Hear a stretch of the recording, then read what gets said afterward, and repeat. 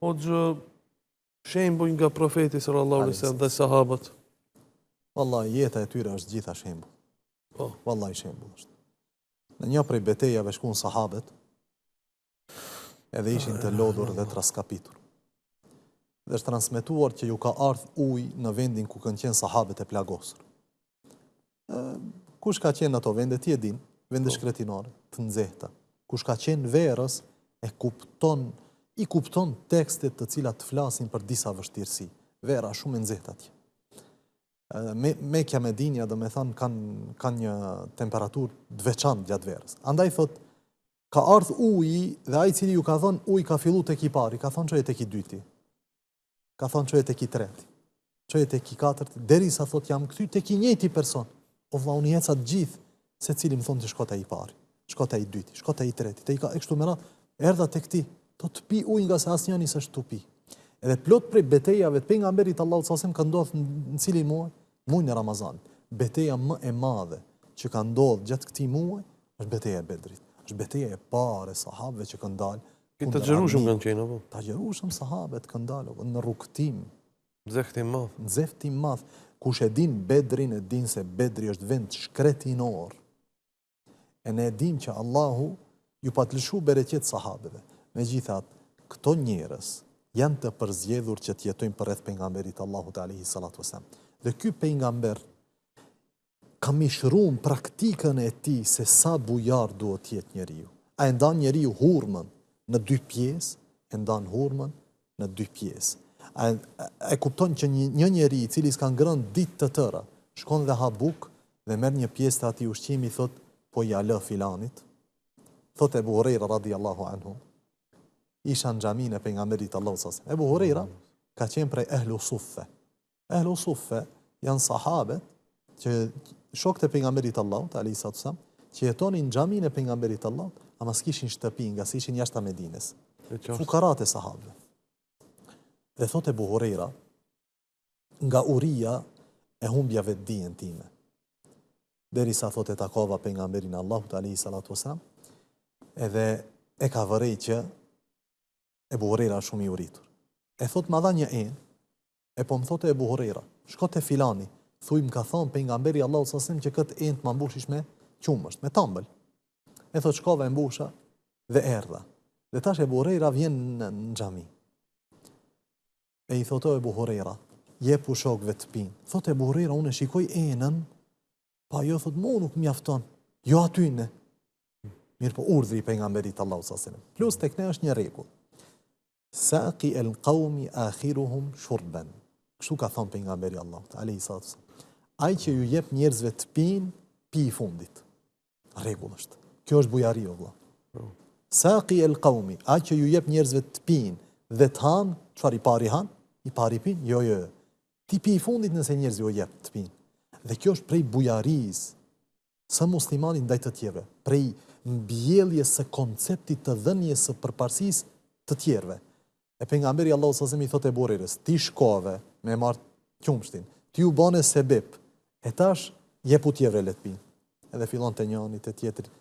Thotë Ebu Hurajra, unë shikoj se tambli nuk paksohet, pi njëri dhe tjetri. Pastaj thotë, e shikova enën, ishte njëjtë sikur se ja dhash të parit.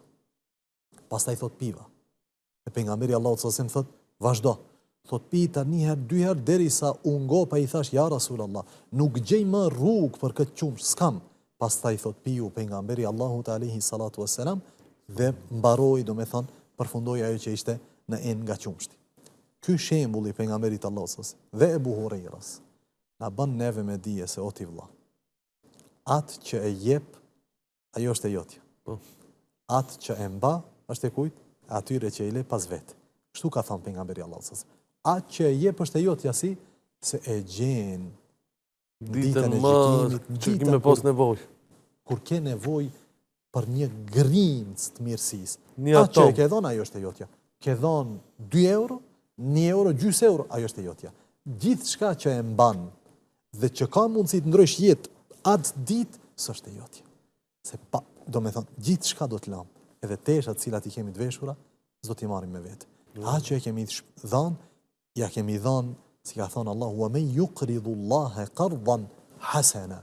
Dhe kush jep Allahut borxh të mirë, hua të mirë, ja huazon, do me thonë, i alë Allahut në amanet një gjë, dhe kur shkon tek Allahu, a e gjend me të njëjtën sasi, apo të shumë fishuar?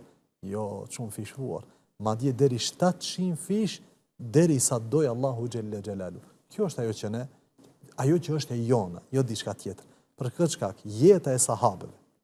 Abdurrahman ibn Aufi, milioner për milionerëve të sahabeve. A ka qenë gjithë jetën e tij milioner? Jo. Kur është shku në Medinë, Abdurrahman ibn Aufi s'kishte asgjë.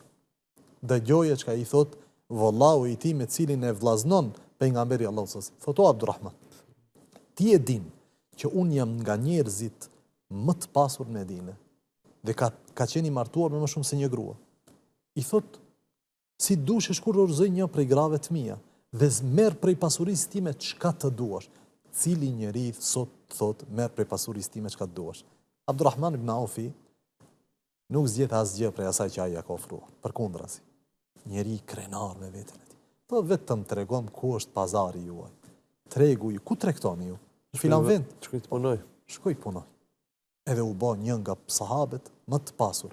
Andaj jeta e tyre, për të cilën e pak lexoj,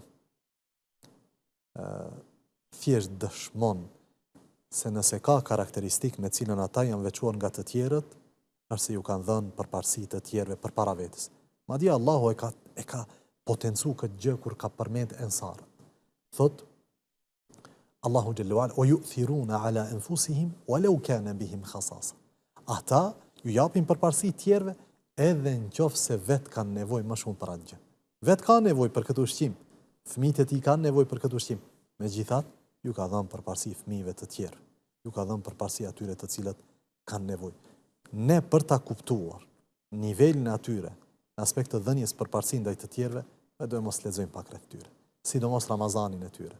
Shohim se si kanë jetuar ata. Madje është transmetuar nga Omer radhiyallahu anhu, i cili në kohën e khilafetit të tij ishte nga njerëzit më nevojtar në Medinë. E kupton? Khalife, i cili shteti i së cilit shtrihet në 2 kontinente në fillim, pastaj në 3 kontinente. Ky khalife ka qenë ndër njerëzit më nevojtar në Medinë, sa që vjen te Ramazani dhe Omer ju jep iftar njerëzve dhe vetë mbetet pa iftar. Cili njeri e bën? I pari i shtetit. I pari i shtetit. Jo një shtet, I si vogël. shteti jon i vogël me 2 milion banor me territor shumë të vogël. Jo. Territori i shtetit të tij shtrirë në 3 kontinente. Në Evropë, në Azi edhe në Afrikë. Megjithatë, ju jep njerëzve iftar në Medinë dhe vetë nuk gjen kafshatën e bukës për të bërë iftar. Kush e jep këtë përparësi? Vetëm se ai i cili e din se kjo dynja është e kalueshme, dhe ajo që e kam dhënë, ajo është e imja, dhe gjithçka tjetër s'është e imja. Gjithçka tjetër që ne mbajmë, e ruajmë, mundohemi që ta, si me thon, ta shtojmë, ajo s'është e janë, është e dikujt tjetër.